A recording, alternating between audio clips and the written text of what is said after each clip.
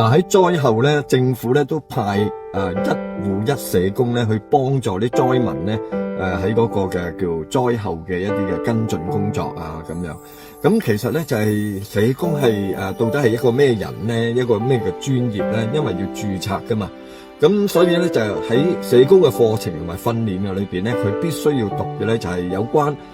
一啲嘅人類學啦、輔導啦、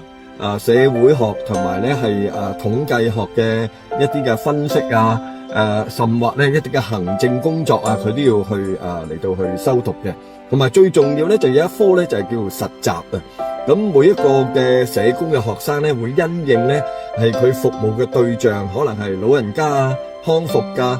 青少年啊、學校啊、醫院啊，咁咧嚟到去分派咧佢個實習嘅一個嘅工場。咁實習如果唔合格咧，就畢唔到業㗎喎嚇。咁所以咧都幾着重咧係實務嗰方面咧，係俾每一個社工嘅學生咧係嚟到去進修啊，嚟到去修讀咁樣嘅。咁所以一戶一社工就係呢一啲嘅專業人士咧，去幫助緊我哋嘅災後嘅一啲嘅人咧去做一啲跟進工作。